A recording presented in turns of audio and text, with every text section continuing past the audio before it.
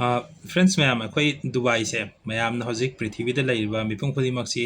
Dubai तादब मीदी लेरमरैको ताब खंगनते अदगी अखोइना फोटोदा वीडियोदा यूट्यूबदा तोंगान तोंगान बदम सोर्सता media Singh उबिरमनी Dubai की फजब है तारेने दुबई की फजब दुबई की चौखटपदो अदो अखोइना मैमना खनलिसी सै दुबई से अखोइना मैमना खल्ली है तारे मैमना अयामना मैक्सिमम है तारे मसी अइंगोंदगी अदगी अतोप मीदे चिंगना अखोइना खल्लिसिना कमाय तौगे कांदा दुबई ने ngasi chawkhatliba dubai na paisa bars makoi gi petroleum products se kai di thau yam puthoga dumaina thau gi paisa di phangmane kai na khan su yawe ko adu tasembagi di thau gi keno di natte ba ai si gi matang da ai mayam du sumai na phangjaba khoi gi tongan tongan ro source sing da pazaru da phangba sing da adu gi knowledge sing da mayam da khara dum share tawge ba अखोइना ngasi uriba phajaba dubai se sigi dubai se ngasi di chahi decades khara haitare chahi nifu yankhai gi mamangda ngasi chawkhatliba sumaina paisa pairaga leiramba dumaina yamna phajana chawkhatna leiramba country amana teba matamda por laingoi ne leiramini ko laingoi gi lamoina adu yamna wana lairaba country ama oir leirameba ko adu bu ngasi yam tuna haitare pura change tawhidna yam ateno matam gi manung de yam change tawi base sigi matang se koina khangjin biya base kai no hai kanda akoina nahandi khallu bang sai gi dubai gi magi paisa pairi kholi me amse thau dagi ne have se sidi just magi economy gi percentage fraction khara khatane ba dubai na thau dagi paisa phangi se ta se moi thau di na teba adu tare khoi kai dagi magi development se kamai da lai no kai dagi economy la ke do ai makha muk yeng se ko Dubai से कमाई तौगे कांदा election तौबा country दि नते first अखोइना खंगदौसी democracy ओइबा हगी मोइगी leader सिंग अदगी MLA prime minister president खुदिमक से मखोइगी election तौरग vote तौरग खनबदि नतेबो मोइ हजि democracy जत्तेबा सिमले number 1 अखोइना खंगदौसे अदुगा हजि अखोइना खनबि याय democracy चत्रगसु Dubai से शांति यामना लय अदगी मोइजी याम चौखले कमाई तौरि जानु सिनेबा पॉइंट हानबदि अखोइना यंग बियावसे दुबई की सरकार है हजू सरकार से वही इलेक्शन बुदी तौर खंदे को मखोद हजू पालीब सरकार से थमो याम सेंब है तारे को प्रजा की खलगा मसा की मरमदम की खलगा थबक याम तौवेब कमाय तौगे कांदा अखोइना हजिक केनोसिना अखोइना हजिक इंडिया की ओइनादि अखोइना करिगुंबा सरकार पालीब सरकार सिना करिगुंबा तौसिन खन्ना कान ओपोजिशन येटपसु यावी नत्रा अखोइ डेमोक्रेसी चतपनिना रूलिंग लेगने दगी ओपोजिशन कंबुसु लैदोइनेबा अदबु दुबई की ददी अदुगी ओपोजिशन की केनो की पोथुमदि लैत्रे को अदु ngасai ओपोजिशन लैते हरग मखोइना पंगतौ तौबसु ओइदेबा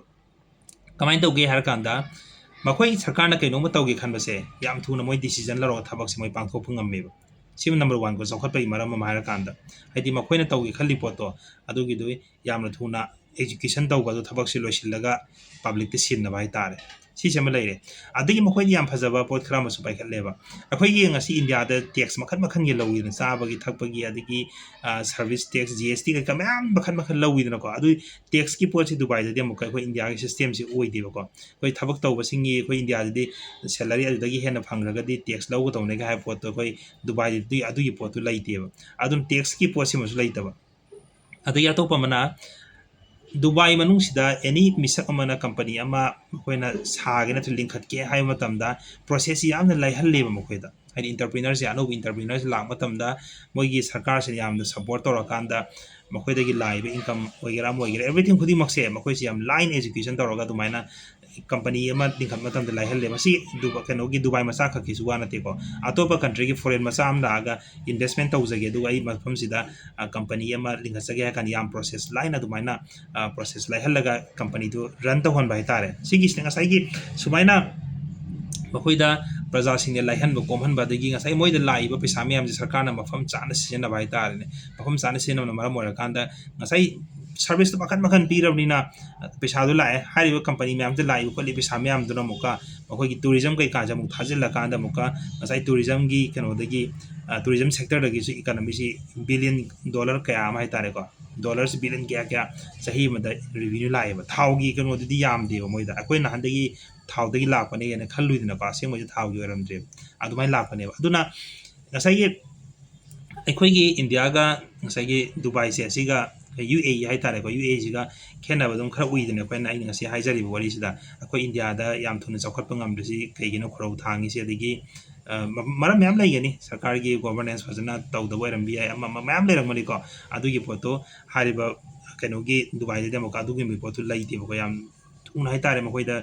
पालिबा सरकार दुसु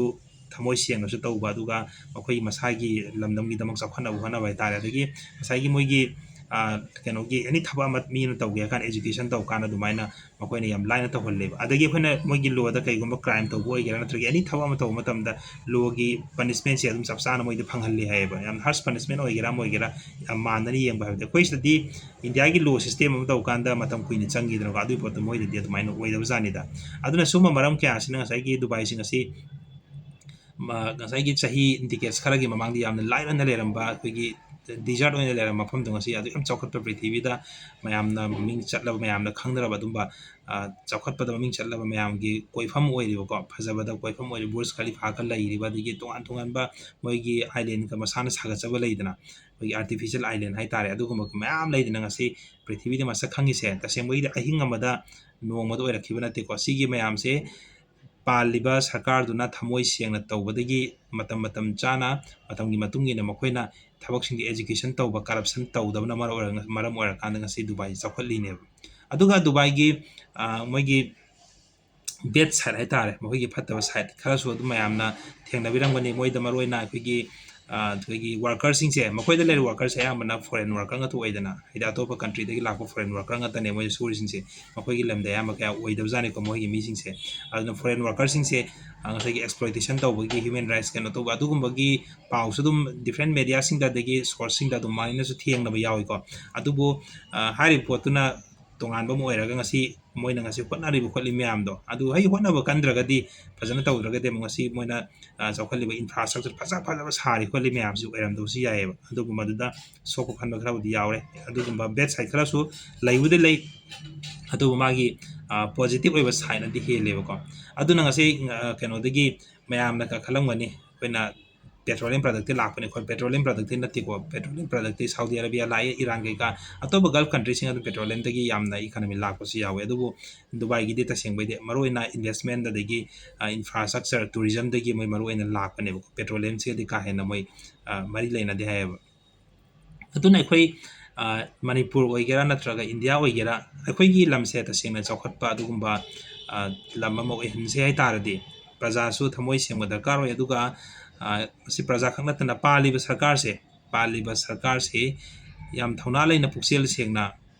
अचुंब खर तौब दरकार होयेबको नत्रगदे अखोई लमदम कैसु कैदोनुंदे अखोई चौखटपा ngam-moyeba अखोई पालिब सरकार सेना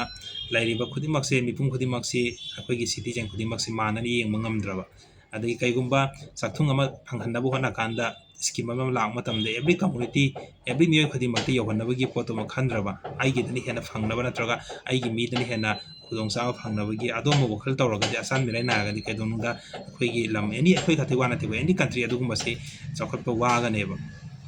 अदुना अखोइना अदुम तमजबा याबा क्या अमसु लै अदु मागी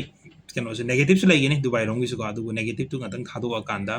पॉजिटिव सिंगदगी अखोइना तम्मा कांदा पॉजिटिव तगी अखोइना कैगी तौबि याय हरगा अखोइगी इरमदम इसागी लमसे सि चौखटनबा लम अमा चौखटपेसे अखोइगी सिटीजन मयामसि नुंगाइगदुइनि मसा मौ फबा डिप्रेशन लैतबा अदगी थबक फंगदबगी प्रॉब्लम कैकासे लैतबा दुंबा लमदम अमा ओइगदुइनेबा